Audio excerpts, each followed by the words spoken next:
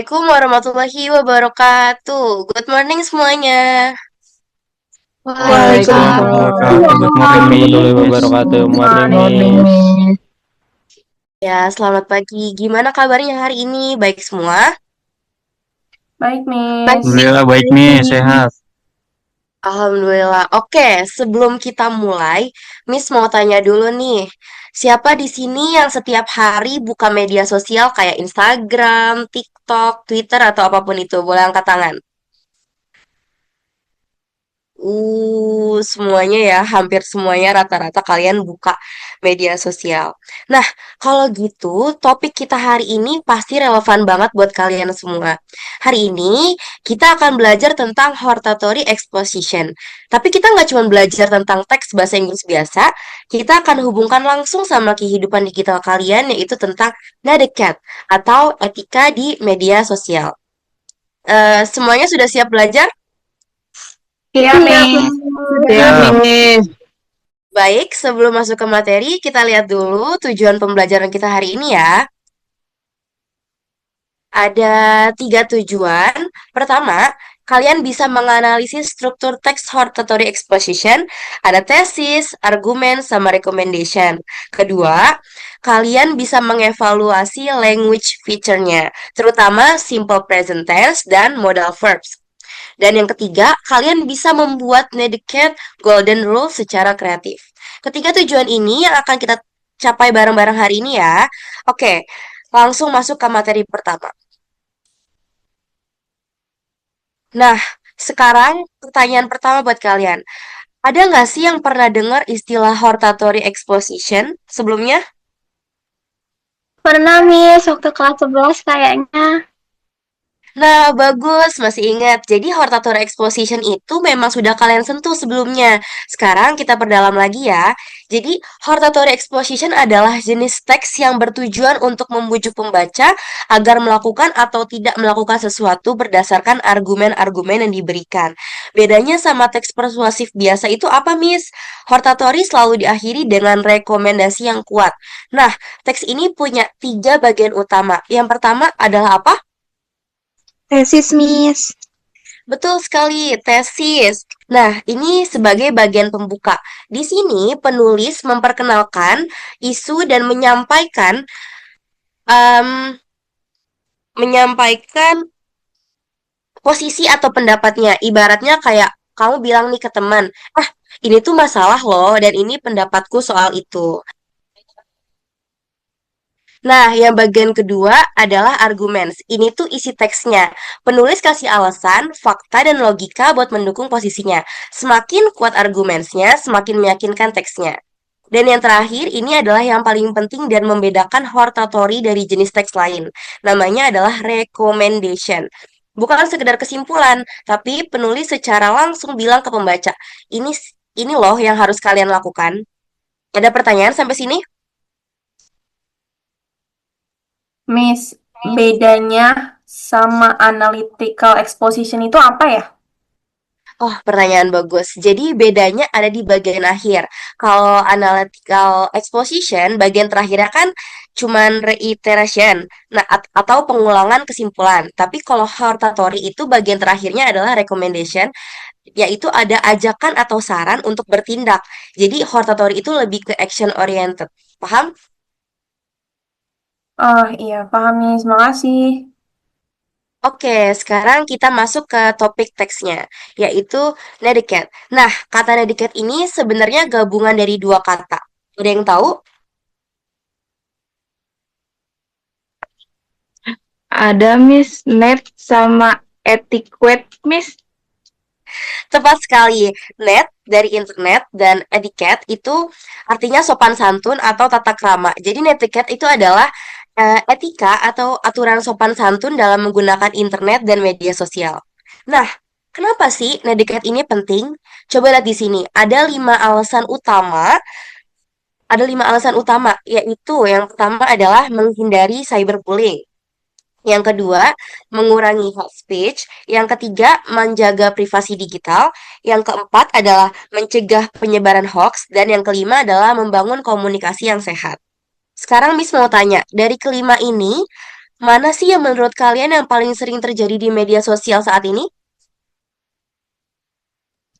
Hoax, Eh, Miss.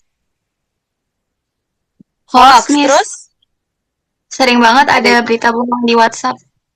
ya terus ada lagi? Ada cyberbullying juga, Miss. Di kolom komentar TikTok itu banyak banget. Oh, betul banget. Dua-duanya ini masalah yang nyata dan kita sering banget temui ya. Jadi, itulah kenapa kita perlu paham banget sama Dedicat. Nah, supaya kita tuh jadi bagian dari masalah itu, tapi justru kita jadi bagian dari solusinya.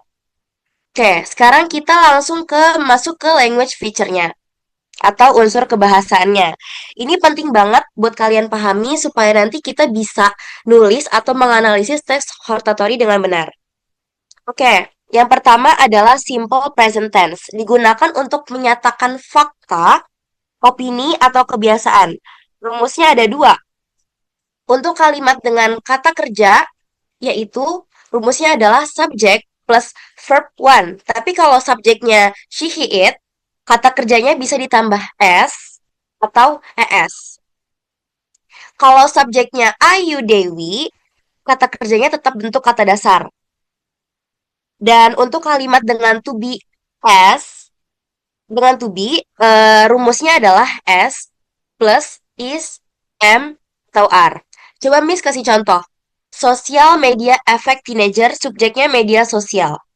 Itu setara dengan it. Jadi kata kerja efek ditambah dengan S. Jadi efek. Paham? Paham, Miss. Bagus. Sekarang kita ke sisi kanan yaitu modal verb. Nah, modal verb ini dipakai untuk memberi saran dan rekomendasi. Rumusnya adalah S plus modal plus verb one. Kata kerja setelah modal selalu bentuk dasar, nggak boleh ditambah S, ing, atau at. Contoh yang salah, she should uses. Itu salah ya, yang benar itu adalah she should use. Jadi nggak pakai S. Kalau di modal verb itu harus pakai bentuk kata kerja dasar. Ada empat modal yang sering dipakai di hortatory. Should artinya seharusnya, must artinya harus, ought to artinya seharusnya tapi lebih formal, dan may atau might untuk kemungkinan. Ada yang mau tanya soal rumus ini? Miss, bedanya Ya? should sama must apa ya? Oh, bagus pertanyaannya. Jadi should itu saran. Boleh diikutin, boleh enggak. Tapi sangat dianjurkan. Sedangkan must itu lebih kuat. Itu kewajiban, jadi harus dilakukan. Contohnya nih, you should eat vegetables. vs, you must wear a seat belt. Yang pertama saran, yang kedua kewajiban. Gitu. Ngerti? Baik, Miss. Terima kasih. Oke, kita lanjut ke language feature berikutnya. Di sini ada connective dan abstract nouns. Connective itu adalah kata penghubung antar argumen. Fungsinya biar teks kita runtut enak dibaca. Lihat di sini. Firstly untuk memulai argumen. uh, Firstly untuk memulai argumen. Lalu yang kedua ada secondly itu argumen kedua. Yang ketiga ada furthermore, itu untuk menambahkan argumen. Lalu yang keempat ada however untuk menunjukkan pertentangan. Therefore atau thus untuk menyatakan kesimpulan, dan in addition untuk menambahkan informasi. Nah, kita sekarang mau coba misalnya deh. Kalian kalau misalnya mau menambahkan argumen kedua setelah firstly, kita pakai apa? Secondly, Miss. Bagus, atau bisa juga pakai furthermore atau moreover, semuanya bisa, tergantung konteksnya. Nah, yang terakhir ada abstract nouns. Kata benda yang nggak bisa dilihat atau disentuh secara fisik. Contohnya, security, privacy, respect, responsibility. Kata-kata ini sering muncul di teks hortatory karena membuat argumen terasa lebih berbobot dan akademis. Oke, sekarang sudah paham ya semuanya language feature-nya? Paham, Miss. Nah, sekarang kita lihat contoh teksnya ya. Judulnya adalah Teenager should use social media wisely. Coba perhatikan di judulnya aja udah ada langsung modal verbnya. Nah, di sini modal verbnya berarti apa? Should, Miss. Betul, itu udah langsung memberi petunjuk bahwa ini adalah teks hortatory exposition. Jadi kita baca bareng-bareng ya. Boleh bintang baca tesisnya. Social media has become an important part of teenagers' life. However, many teenagers use social media irresponsibly. Therefore, teenagers should use social media wisely. Oke, lanjut boleh Marsha baca arguments.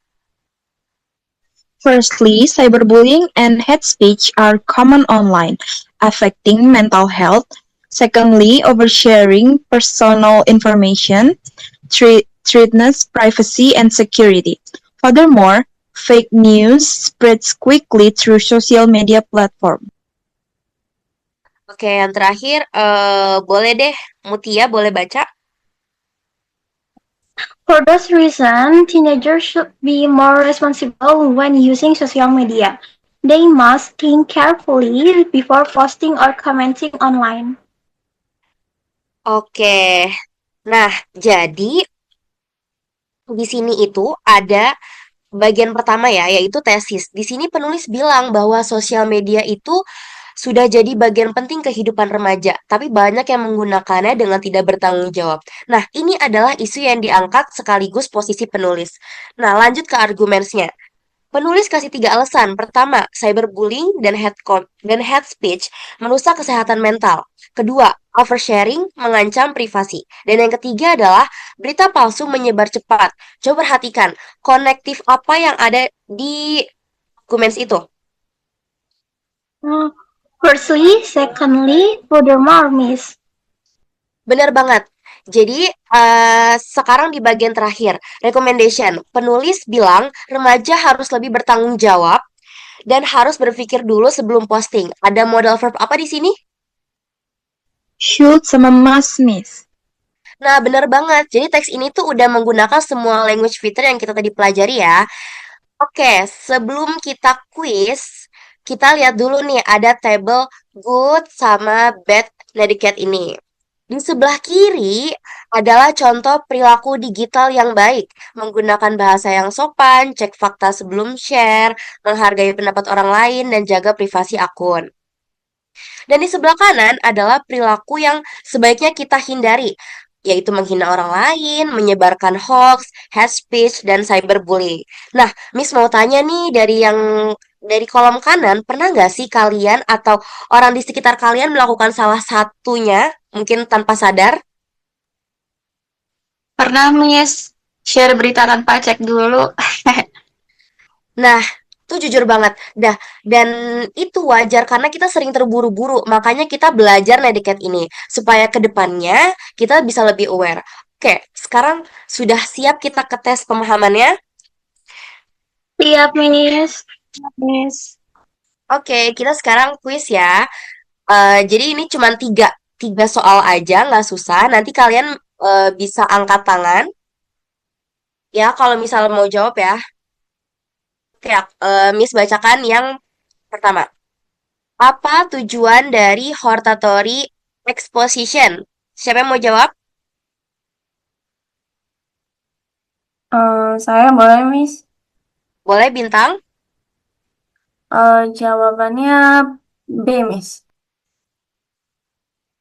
Yes, benar banget bintang. Jadi jawabannya adalah B. B adalah memujuk pembaca untuk melakukan atau tidak melakukan sesuatu. Itu adalah tujuan dari hortatory exposition. Nah, soal kedua, siapa nih yang mau jawab? Saya, Miss. Boleh, Nisa Putri. C, Miss. Recommendation. Yes, bener banget Putri recommendation. Jadi bagian terakhir yang langsung kasih arahan ke pembaca pas kalian baca hortatory exposition itu adalah recommendation. Soal ketiga, siapa nih yang mau jawab? Saya, Miss. Ya, boleh Mutia. Jawabannya yang C, Miss. Ya, betul banget Mutia. Jadi di sini ada kata should yang merupakan modal verb dan kata kerjanya tetap bentuk dasar yaitu think. Kalau di A sama D itu past tense ya. Jadi kalau misalnya B itu adalah simple present tapi nggak semua modal ada di situ. Paham semuanya? Paham, Paham, Miss. Miss. Wah, nilai kalian bagus-bagus nih, Miss bangga banget. Oke, kita udah sampai di bagian terakhirnya, em, yaitu penutup. Jadi kita rangkum ya, apa yang kita sudah pelajari tadi. Pertama, hortatory exposition itu terdiri dari apa? Tesis, arguments, dan recommendation.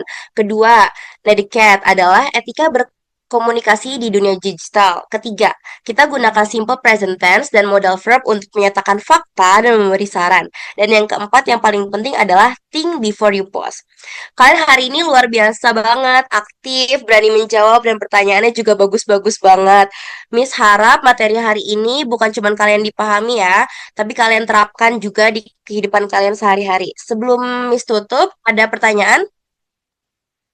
Miss, saya mau nanya, Ya, boleh, Marsha. nanti tugasnya bikin teks hortatorinya sendiri, Miss. Ya, nanti kalian akan membuat Netiquette Golden Rule secara berkelompok, minimal 5 aturan dalam bahasa Inggris menggunakan modal verbs, dan bisa dalam bentuk poster atau infografis. Oke, Baik, Miss. kalau Terima misalnya udah kasih. nggak ada pertanyaan, Miss tutup ya. Terima kasih atas partisipasinya. Kalian luar biasa banget hari ini. Sampai jumpa. Dan ingat, be kind online. Terima kasih. Wassalamualaikum warahmatullahi wabarakatuh. Terima kasih, Waalaikumsalam. Miss. Terima kasih, Terima kasih. Miss. Waalaikumsalam. Terima kasih, Thank Miss. you, Miss. Bye.